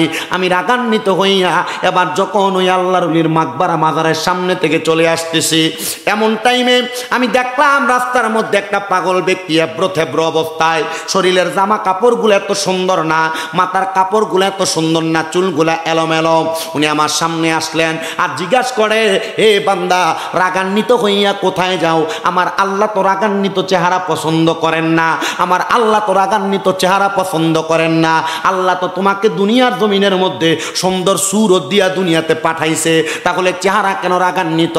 ওই পাগলা ব্যক্তিটা আমারে যখন এই কথা বলল, আমি বললাম রাগান্বিত হওয়ার কারণ হইল আমার 2 দিন পেটের ব্যথা হওয়ার কারণে আল্লাহর ওলির মাকবারা মাজারের সামনে আমি কোরআন তেলাওয়াত করেছি, আমার আল্লাহ আমার পেটের ব্যথা নিবারণ করে দিয়েছে। কিন্তু আমি তৃতীয়বার যখন কোরআন তেলাওয়াত করলাম আর আমার পেটের ব্যথা ভালো হয় না। আমি রাগান্বিত হইয়া ওই বান্দাটার কবরের মধ্যে আমি 3টা বাড়ি দিছি। আমার আর ভালো লাগে না, আমার পেটের ব্যথাটার জন্য সহ্য হইতেছে না, এজন্য আমার চেহারাটা বড় রাগান্বিত দেখা যায়। ওই পাগলা ব্যক্তিটা সামনে আনলেন কোরআনে হাফিজকে, আইনা তার পেটের মধ্যে 1 2 3 করে 3টা থাপ্পড় লাগাই দিলেন। কয়টা থাপ্পড় লাগাইছে? 3টা থাপ্পড় লাগাই দিছে আস্তে আস্তে। এবার ওই কোরআনে হাফেজ লক্ষ্য করে দেখে ওই আল্লাহর বান্দা পাগল ব্যক্তিটার হাতের থাপ্পড় খাইয়া এই বান্দার পেটের ব্যথাটা নিবারণ হয়ে গেছে। এবার ওই কোরআনে হাফেজ পাগল ব্যক্তিটার কদমের মধ্যে লুটিয়ে পড়ছে আর ডাক দিয়া কয়, কে গো আপনি? পাগল মানুষ, দেখতে এত সুন্দর লাগে না। আল্লাহর নবী কয়, শোনো শোনো শোনো দুনিয়ার মানুষ। ইবনে মাজাহ শরীফ 303 নাম্বার পৃষ্ঠার মধ্যে নবী হাদিস বর্ণনা করতেছে, আনাস ইবনে মালিক রাদিয়াল্লাহু তাআলা আনহু ক্বালা সামি'তু রাসূলুল্লাহি সাল্লাল্লাহু আলাইহি ওয়াসাল্লাম ইয়াকুলু আলা উনাব্বিউকুম বিখিয়ারিকুম ক্বালু বালা ইয়া রাসূলুল্লাহ।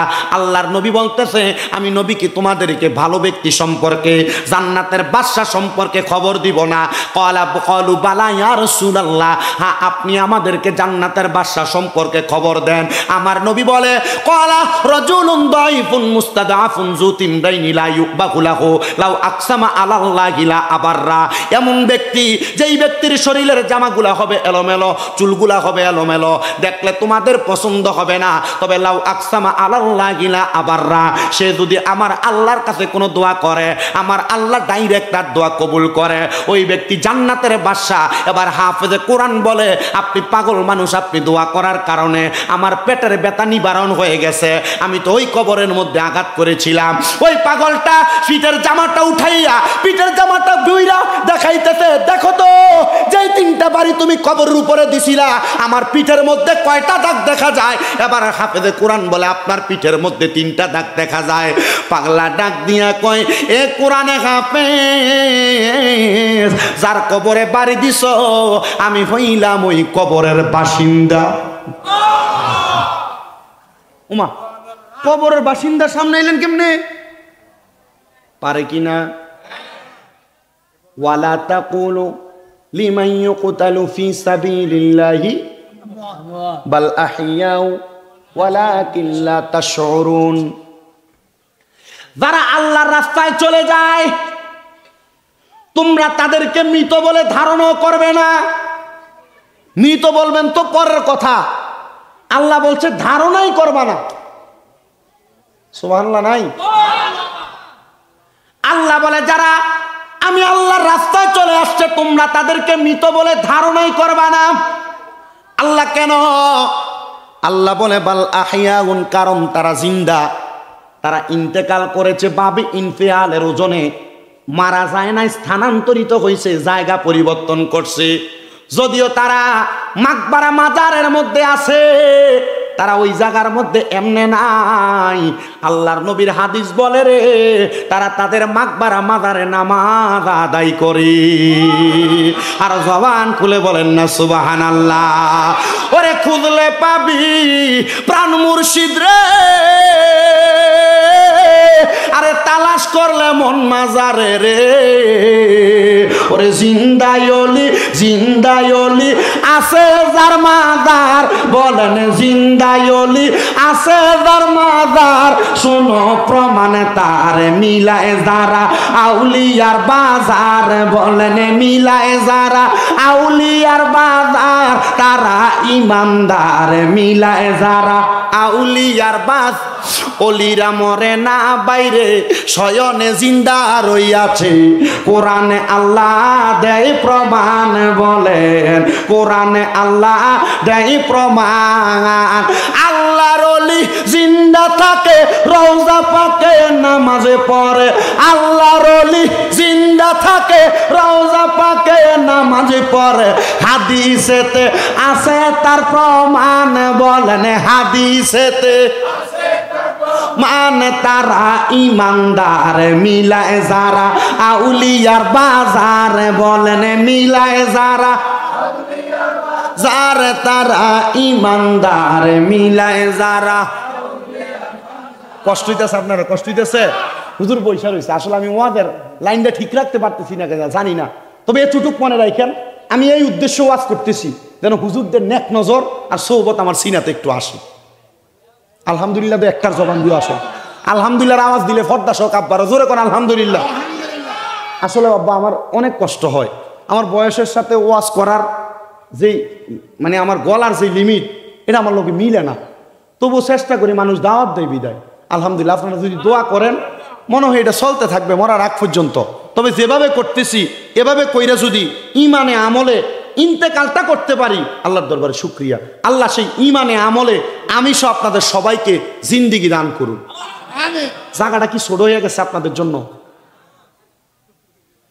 আপনারা চিন্তা করতেছে হুজুর প্রথম তো বসি যে 27-28 জন দেখছি না।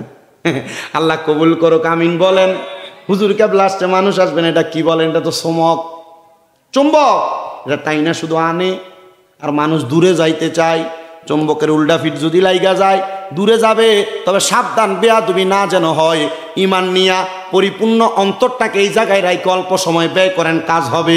আল্লাহ যেন কবুল করে, ধরে পড়েন আমিন। তো যেই কথা বলতেছিলাম, কোরআনে হাফিজকে পাগলা ব্যক্তি পিঠটার উল্টে দেখা দিয়া কয়, কবরে বাড়ি দিছিল কয়টা? বলে 3টা। আমার পিঠে দাগ দেখা যায় কয়টা? বলে 3টা। এ পাগলা, তুমি কি আমার চিনতে পারো? হুজুর ও না, সরি, এই কথা পরে কোরআনের আয়াতের অর্ধেক বলছিলাম। আল্লাহ বলছে আল্লাহর ওলিরা মরা না, কি জিন্দা। বালা হিয়াউন, তারা হলো জিন্দা। আল্লাহ কয় যারা মরা বলে ওয়ালাকিন লা তাশউরুন, এরা নির্বোধ, এরা বোকা, এরা বোঝে না, এই জন্য তারা মরা বলে। এবার আপনারা বলেন, আমরা বোকাও না, নির্বোধ না, আমরা সবাই ওলিদেরকে জিন্দা মানার দরকার আছে না নাই? এটা আমাদের কথা না, কথা কার? আল্লাহ। জোরে বলেন কার? ও বন্ধু মনোযোগ দেন। এবার ওই হাফেজে কোরআন ওনার পায়ের মধ্যে ধরে ফেলছে, ডাক দিয়া কই, হুজুর আপনি না আপনার মাজারের মধ্যে, মাকবারার মধ্যে, তাহলে কেমনে আমার সামনে আসলেন? ডাক দিয়ে কয়, বাবা সামনে আসছি, অলিরা মরে নাই, অলিরা জিন্দা, তোমারে বুঝাইয়া দেওয়ার জন্য। বলে হুজুর কেন? আমি কোরআনে হাফেজ, আমি কি জানি না? আরে বাবা, কোরআনে হাফেজ হইলেই জানে না, জানার জন্য কোরআনটাকে পুঙ্খানুপুঙ্খানুভাবে যাচাই বাছাই করা লাগে, কোরআনের শাব্দিক অনুবাদ জানা লাগে এবং কোরআনের তাফসিরগুলা জানা লাগে। আমি আমার এই বয়সে এখন পর্যন্ত 3টা তাফসিরের কিতাব পরিপূর্ণ শেষ করতে পারি নাই, 3 নাম্বার চলতেছে। তবে আমি যেই 3টা তাফসিরের কিতাব আমি দেখেছি, প্রত্যেকটা কিতাবের মধ্যে যাচাই বাছাই করে দেখলাম আউলিয়ারা মরে না, আউলিয়া কেরাম জিন্দা জিন্দা জিন্দা। আল্লাহ তাআলা এই আকীদার উপর আমাদেরকে অটল থাকার তৌফিক দান করুন, জোরে পড়েন আমিন। কিন্তু অনেক জায়গায় দেখা যায় আউলিয়া কেরামের মাজারের উরুসের নাম দিয়া গান বাজনা করে, বেডি দিয়া গান বাজনা করে, বাউল গানের আসর জমায়। আল্লাহর কসম, এদের সাথে সুন্নিয়তের কোনো সম্পর্ক নাই। কারণ আউলিয়া কেরাম শিক্ষা দেয় নাই নারী দিয়া বাউল গান করাইবা, উরুস মুবারকের নাম দিয়া গান বাজনা করাইবা। এরা ভণ্ড, এরা বদমাশ, এদের কারণে আউলিয়া কেরামের বদনাম হয়। এবার বলেন, আমরা এমন বাউল গান যারা আউলিয়া কেরামের উরুসের নাম দিয়া করে, পক্ষে আছেন নাকি? এদের পক্ষে আছেন নাকি? তাহলে মনে রাখবেন, এরা ফাক্কা ভণ্ড। জি, এরা বালা। যদি মনে করেন এই জায়গায় মগবাজারের ফিরসা বুঝুন না, আইসা আবুল সরকারই তো। জি হুজুর,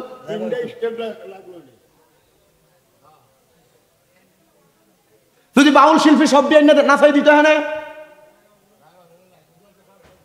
আপনার থেকে আপনার নাতি পতি দেরি আছে, এটা স্বাধীন। আল্লাহ বোঝার তৌফিক দান করুক। তাহলে যারা মাদারে উরুসের নাম দিয়ে গান বাজনা করে, মহিলা শিল্পী দিয়া না যায়, বাউল গান করে, এরা কি সুন্নিয়তের সদস্য না ভণ্ড? জোরে কন, এরা কি? আসতে কইছে রে, জোরে কন, এরা কি? এরা সুন্নিয়তের বদনাম করে, এদের কারণে সুন্নিয়তের বদনাম হয়। আল্লাহ যেন এমন নাখোশ ভণ্ডদের থেকে আমাদেরকে হেফাজত করে, জোরে বলেন আমিন। হাফেজে কোরআন বলে, হুজুর আপনি আমার সামনে আসছেন কারণ কি? ওয়াজের ভূমিকা চলতেছে, কিন্তু ওয়াজ এখনো শুরু হইছে না। খিচুড়ি হয়েছে 5 ডেক, খাওয়ান না মানুষ হয়েছে মাত্র 2 ডেক, তাহলে আর 3 ডেকের মানুষের দরকার। 3 ডেক আমার মা বোন দিয়ে ফুরবো ইনশাল্লাহ। আল্লাহ কবুল করক, জোরে কোন আমিন। হুজুর আপনি আমার সামনে আসছেন, হুজুর কারণ কি? আপনি কি আমার কারণটা বলতে পারবেন? হুজুর আপনি আমার কারণটা বলে দেন। হুজুর বলতেছে, বাবা প্রথম যেদিন তুমি আমার মাকবারার সামনে, মাজারের সামনে কোরআন তেলাওয়াত করেছো, আমার কাছে বড় ভালো লাগছে। আমি আল্লাহর কাছে দোয়া করলাম, আল্লাহ যে হাফেজে কোরআনের কণ্ঠ এত সুন্দর, তেলাওয়াত এত সুন্দর, তুমি তার পেটের ব্যথাটা নিবারণ করে দাও।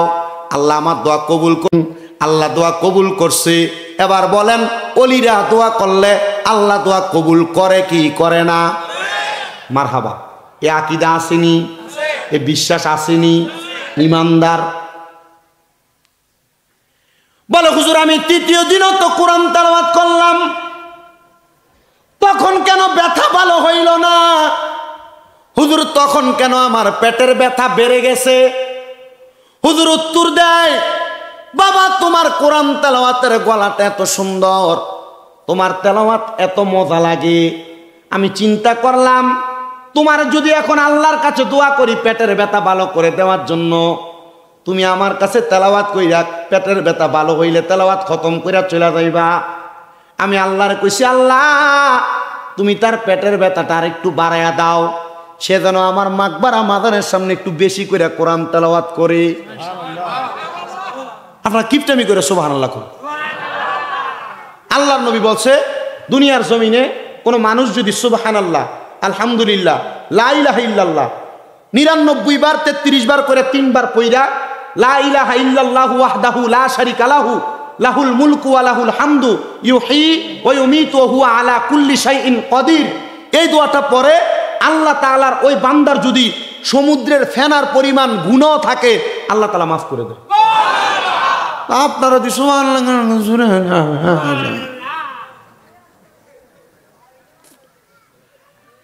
হুন্ডাগুলো একটু আস্তে করে সাইড করে দেন ইনশাল্লাহ, তাহলে আমার ভাইদের দাঁড়াইতে সুবিধা হবে। আরেকটা লাল হুন্ডা আছে কার জানিও পাইছি RTR, লয়ে যান তাড়াতাড়ি।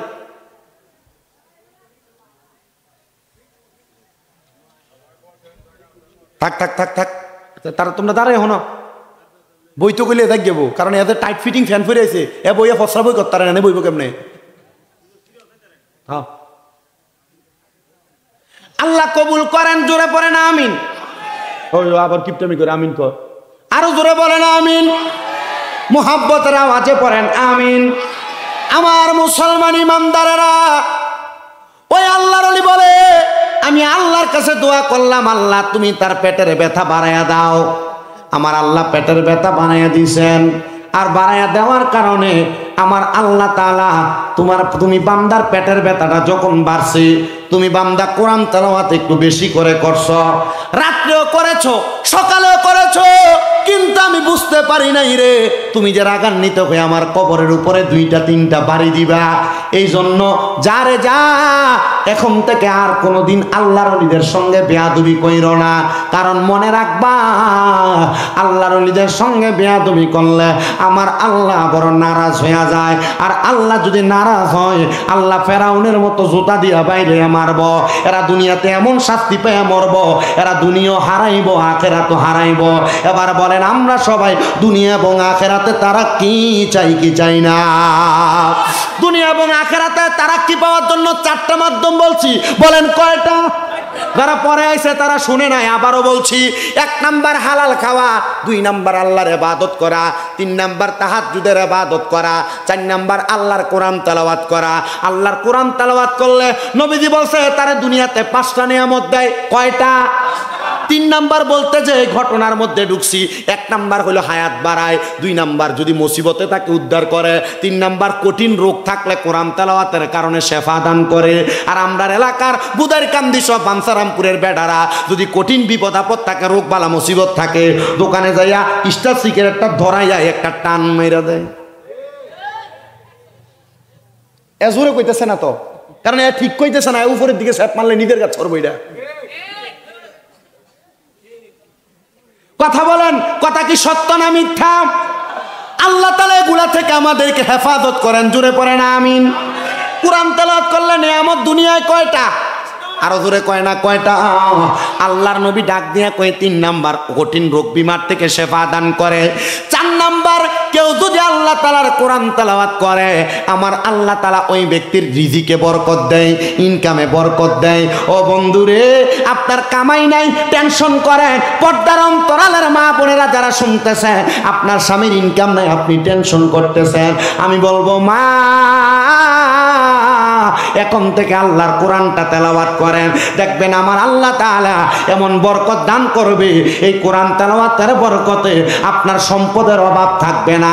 অনেকে বলতে পারে হুজুর আমি তো কোরআন তেলাওয়াত রেগুলারই করি কিন্তু আমার বরকত নাই। আমার জামাই 10 বছর আগেও 300 টাকা কামাই করত, এখন মাত্র 500 টাকা কামাই করে। আল্লাহর কসম, আল্লাহর কোরআন তেলাওয়াত কইরা যারা সম্পদের বরকত বাড়ায় তারা 3000 টাকায় যে শান্তি পাইতো তারা 300 টাকায় সেই শান্তি খুঁজা পায়। জবান খুলে জোরে জোরে পড়েন সুবহানাল্লাহ। ইয়া রাসূলুল্লাহ, ইয়া হাবিবাল্লাহ, নবী গো আপনার কাছে জানতে চাই, আপনি দয়াল নবী রাহমাতুল লিল আলামিন নবী বলেন না আমার আল্লাহ তাআলা 5 নাম্বার কোন নিয়ামত দান করে? নবী আমার বলে 5 নাম্বার একজন কোরআন তেলাওয়াতকারী বান্দাকে আমার আল্লাহ তাআলা ঈমানি মরণ দান করে, ঈমানি মরণ। ওগো নবীজি আমরা সবাই ওই ঈমানি মরণ পাইতে চাই। আপনাদের এলাকায় অনেক মানুষ মারা যায়, বিছানায় প্রস্রাব করে দেয়, মারা যাওয়ার সময় পায়খানা করে দেয়, নাকে মুখে দিয়ে রক্ত বের হয়, চোখের মধ্যে দিয়ে রক্ত বের হয়, চোখ উল্টে দেয়, জিহ্বায় কামড় দিয়ে মারা যায়। এটা ঈমানি মরণ না রে বাবা, এটা বড় ঈমানি মরণ না, এটা বড় কষ্ট পাওয়ার মরণ। কারণ আজরাইলের ভয়ঙ্কর চেহারা দেখে মারা যায়। ইয়া রাসূলুল্লাহ, নবী গো ঈমানি মরণ কোনটা আপনার কাছে জানতে চাই। আমার নবী বলে ইমানদারের রূহ যখন কবজ করা হবে ইমানদার বান্দা টের পাবে না। কারণ ইমানদারের বুকের মধ্যে যখন হাত দিবে আজরাইল, হাত দেওয়ার পরে বুকের মধ্য থেকে আওয়াজ আসবে রে আজরাইল, এই বুক দিয়ে রূহ কবজ করতে পারবা না। কারণ এই বুকের মধ্যে বান্দার আল্লাহ নবীর মুহাব্বত আছে।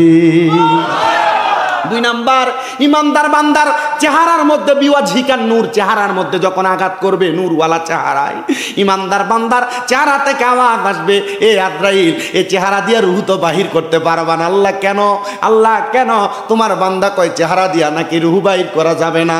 বলবে বান্দা 5 ওয়াক্ত নামাজের সিজদা দিয়া এই কপালটা কপালে মাটির সঙ্গে লাগায়া আল্লাহকে সুবহানা রাব্বিয়াল আলা বলে সাক্ষী দিছে, এই জন্য বান্দার কপাল দিয়া রূহ বাহির করা সম্ভব না। মনোযোগ দেন, মনোযোগ। বান্দার ডান দিকে আজরাইল ফেরেশতা যখন হাত দিবে বান্দার ডান দিক থেকে আওয়াজ আসবে এ ফেরেশতা আজরাইল, ডান দিক থেকে তো রূহ কবজ করা সম্ভব না। আমি তো আজরাইল, যিনি আজরাইল, এ আজরাইলের কাজ কি করা? জোরে কোন? তা আজরাইল বুকে হাত দিল, নিতে পারলো না রুহু, মুখে হাত দিল, নিতে পারলো না রুহু, ডান দিকে হাত দেয়, ডান দিক থেকে আওয়াজ আসবে আজরাইল আমি হইলাম এই মুমিন বান্দার সাদকা, এই মুমিন বান্দার রুহু তুমি কবজ করতে পারবা না। এ বন্ধু, হে নবীর উম্মতের দল, একটু মনোযোগ সহকারে শুনলে বুঝতে পারবেন। ইমানদার বান্দা, মুমিন বান্দার বাম দিকে যখন আজরাইল ফেরেশতা থাবা মারবে রুহু নেওয়ার জন্য, ইমানদার বান্দার বাম দিক থেকে আওয়াজ আসবে রে ফেরেশতা আমার বাম দিক থেকে তুমি রুহু কবজ করতে পারবা না। কারণ আমি বাম দিকে একটা ফেরেশতা দাঁড়ানো আছি, ওই ফেরেশতা সব সময় এই মুমিন বান্দা মা বাবার খেদমত করার কারণে আমি ফেরেশতা তার আমলনামাগুলা লিখছি, আমি তোমাকে এখান দিয়ে তার রুহু কবজ করতে দিব না। এবার আজরাইল ফেরেশতা আমার আল্লাহ তাআলার কাছে যায় ফরিয়াদ জানাইবে, হে আল্লাহ বান্দার রুহু কবজ করার জন্য বুক মুখ ডান বাম সব জায়গায় তালাশ করলাম, রুহু কবজ করা যায় না। আল্লাহ কেমনে রুহু কবজ করব? আল্লাহ জবাব দিবে তোমরা কি জানো না আমার হাবিবে কিবরিয়া বলেছে যারা মুমিন তারা ইন্তেকাল করার আগে বিকাউলি লা ইলাহা ইল্লাল্লাহ ফাদাখালাল জান্নাহ, যদি জবান দিয়া লা ইলাহা ইল্লাল্লাহ মুহাম্মাদুর রাসূলুল্লাহ পরে তারা জান্নাতে যাবে। আর যারা মুমিন আর রাসূল বলেছে তারা মরণের আগে কাবলাল মাউতি বিকালিমাতিল লা ইলাহা ইল্লাল্লাহু মুহাম্মাদুর রাসূলুল্লাহ কালিমা পড়বে। হে ফেরেশতা, এই বান্দা ইন্তেকাল করবে, বান্দা তো মুমিন, বান্দা তো কালিমা পড়ে নাই, একটু পরে কালিমা পড়বে, অপেক্ষা করো। এবার ফেরেশতা বান্দার সামনে দাঁড়ায় থাকবে, বান্দা যখন কালিমা পড়বে বান্দার জবান দিয়ে যে বাতাস বের হবে ওই বাতাসের সাথে সাথে মুমিনের রুহুটা কবজ করে নিয়ে আসবে, বান্দা টের পাবে না। বান্দা কবরে যাওয়ার পর আবার যখন রুহুটা ফেরত দেওয়া হবে বান্দা দেখবে বান্দা জান্নাতের মধ্যে আছে। এবার আপনারা বলেন আমরা সবাই এমন জান্নাত পাইতে চাই কি চাই না? জোরে বলেন, চাই কি চাই না? কিন্তু যারা নাফরমান তাদের রুহুটা এমন ভাবে টেনে টেনে ছিঁড়বে। রাবার চিনেননি? রাবার এটা কি টানলে ছিঁড়ে না বলে বড় হয়? মুমিন বান্দার রুহু অটোমেটিক আজরাইলের হাতে আসবে, কিন্তু রাবারকে টানলে যেমন রাবার টানার মতো লম্বা হয়, এটা স্ট্রেচ হয়, একবারে বেশি টানাটানি করলে এটা ছিঁড়ে। আজরাইল বেঈমান নাফরমান বান্দা আমল বান্দার রুহুটার এমনে টানবে। একটা নাফরমান বেঈমান বান্দা চিৎকার করবে। হাদিস শরীফ দেখলাম, হযরতে জাবির ইবনে সামুরা রাদিয়াল্লাহু তাআলা আনহু হাদিস বর্ণনা করে, সেখানে বলছে মুমিন বান্দা বেঈমান বান্দা ইন্তেকাল করলে আজরাইল যখন তার রুহুটা কবজ করবে, সে এমন ভাবে চিৎকার করে করে কান্না করবে, এমন ভাবে চিৎকার করে করে কান্না করবে। চিৎকার করে করে কান্না করলে জিন জাতি এবং মানুষ জাতি ছাড়া তার কান্নার আওয়াজ সবাই শুনবে। ও মুসলমান, কবরের উপরে দেখবেন মাঝে মাঝে কুকুর যায় দাঁড়ায় দাঁড়ায় কান্দে। কবরের উপরে দেখবেন কুকুর যায় ভাউ ভাউ করে কান্দে, ডাকে। এটা কেন জানেন? কারণ কুকুরটা জিন জাতীয় না, মানুষ জাতীয় না, অন্য একটা মাখলুকাত। এই জন্যই কুকুরগুলা বুঝতে পারে এই কবরের মধ্যে কঠিন আযাব হইতেছে। বান্দার কবরের মানুষটা যিনি আছে তার কবরের মধ্যে কঠিন যন্ত্রণা দেওয়া হইতেছে। আল্লাহ তাআলা এমন নাফরমানি মৃত্যু থেকে আমাদেরকে হেফাজত করে মুমিনের মৃত্যু দান করুন। জোরে পড়েন আমিন। কোরআন তেলাওয়াত করলে 5টা নিয়ামত দুনিয়ায়। 1 নাম্বার হায়াত বৃদ্ধি, 2 নাম্বার মুসিবত থেকে মুক্তি, 3 নাম্বার রোগ মুক্তি, 4 নাম্বার রিজিক বৃদ্ধি, 5 নাম্বার ঈমানের মৃত্যু। আল্লাহ যেন আমাদেরকে এই সবগুলা নিয়ামত পাওয়ার তৌফিক দান করে। আসেন ওই নিয়ামত পাওয়ার জন্য আমরা মুহাব্বতে একটু আল্লাহ তাআলার কোরআনের তেলাওয়াত করি। ফি শান হাবিবিহি ওয়া মাহবুবিহি ওয়া মাশুকিহি মুখবিরাও ওয়া আমিরা ইন্নাল্লাহা ওয়া মালাইকাতাহু ইউসাল্লুনা আলান নাবিয়্যি ইয়া আইয়ুহাল্লাযীনা আমানু সাল্লু আলাইহি ওয়া সাল্লিমু তাসলিমা। আল্লাহুম্মা সাল্লি আলা সাইয়্যিদিনা মাওলানা ওয়া আলা আলিহি।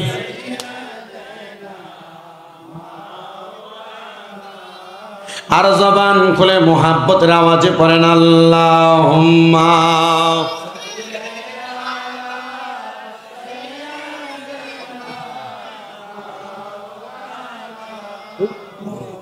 মাওলানা ওয়া আলা আলিহি।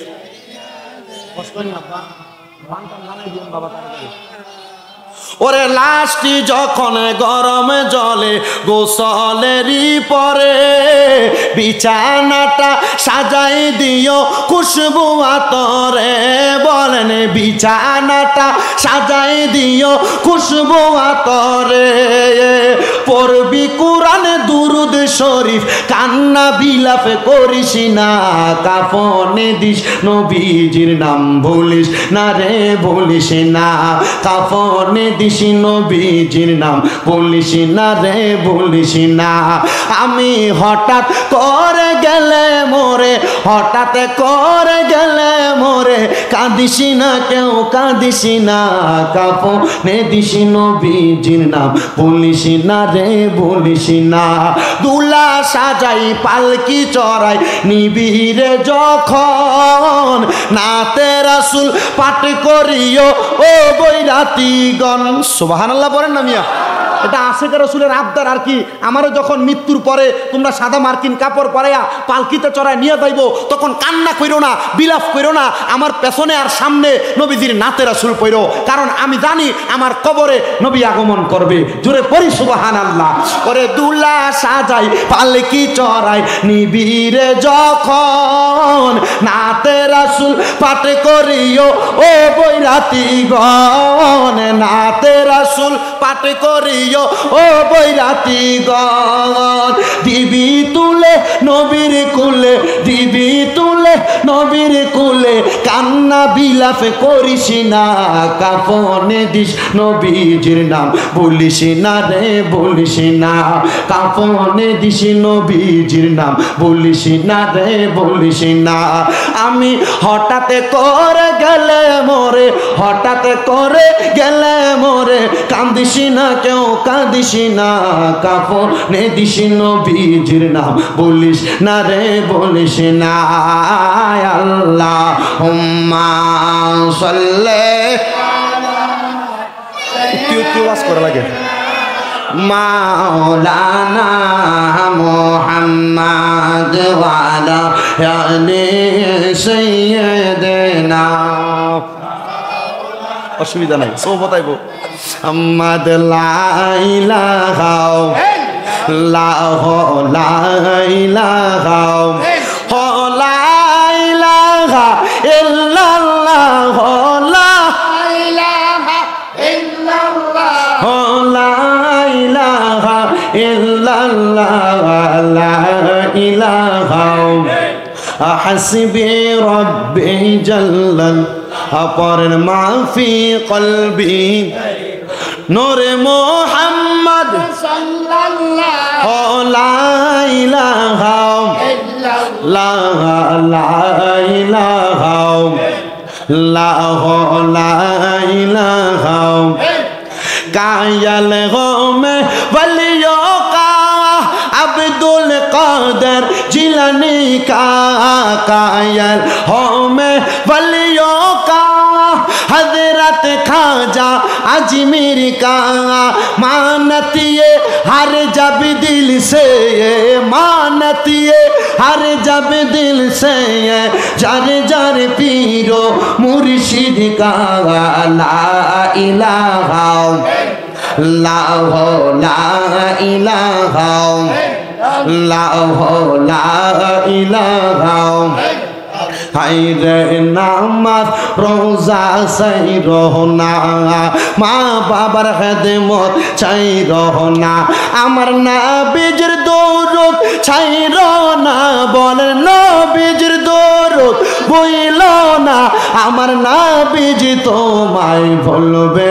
না লা ইলাহা লা ইলাহা হায়রে অনেক দূরে মাদিনা আমরা কেমনে যাব জানি না বুদার কান্দির মানুষ মদিনা যাইতে চাই কি চাই না কারা কারা মদিনা যাইতে চাই ডান হাত তুলে আমার আল্লাহকে দেখায় দেন আর জবান খুলে বাবা তকির একটা তাকবীর দাও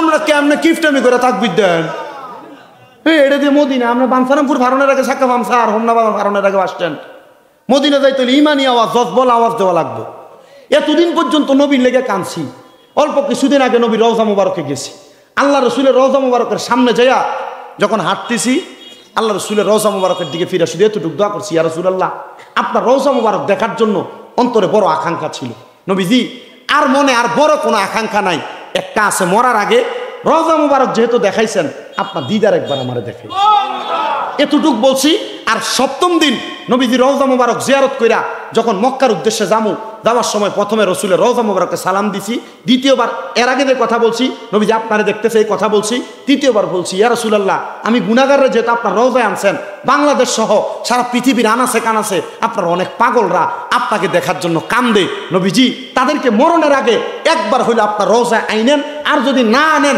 মরণের আগে একবার আপনার দিদার নসিব করেন আল্লাহর কসম এই দোয়াটা বাইতুল্লাহ শরীফের গিলাফে দইরা পর্যন্ত আমি করছি আল্লাহ আমারে আনছেন আপনি সব বান্দাদেরকে আপনি আপনার মক্কায় একবার হইলো আইনেন আপনার মক্কা তাওয়াফ করাইয়েন রসুলের রওজা জিয়ারত করেন আপনারা বলেন আমরা ওই মক্কা মদিনা দেখতে যাইতে চাই কি চাই না যারা যারা যাইতে চান সোজা করে হাতটা তোলেন এবার আমরা তাকবীরটা দৌড়েন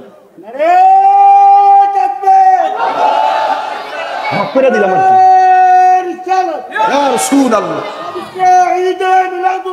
জিন্দাবাদ জিন্দাবাদ জিন্দাবাদ জোরে বলেন মারহাবা আরো জোরে পড়ি মারহাবা। তো মদিনা যাইতে চাই কি চাই না? খুব জোরে পড়েন দয়াল আল্লাহ দয়া করেন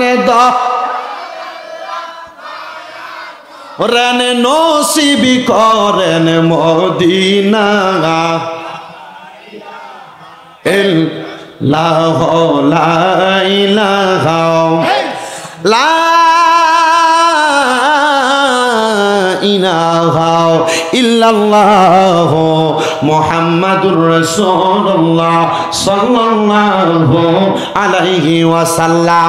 আমার বাবা ভাইয়েরা বন্ধুরা, আলোচনার প্রারম্ভিকার মধ্যে জীবনের গুনাহগুলা মাফ করানোর জন্য আমরা আফদালুজ যিকরি লা ইলাহা ইল্লাল্লাহ, সবচাইতে উত্তম জিকির লা ইলাহা ইল্লাল্লাহ পড়লাম। কিন্তু হযরতে আনাস ইবনে মালিক রাদিয়াল্লাহু তাআলা আনহু থেকে হাদিস দেখলাম আল্লাহ তাআলার 99টা নামের জিকির আছে। আমরা সবাই তো এই জিকিরটা জানি না।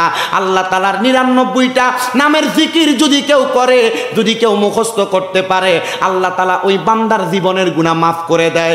রাসূল বলতে রাসূলকে অন্যান্য সাহাবায়ে কেরাম বলেন, ইয়া রাসূলুল্লাহ, আপনার উম্মতের মধ্যে অনেকে অলস থাকবে নবী গো, তারা 99টা নাম মুখস্থ করতে পারবে না।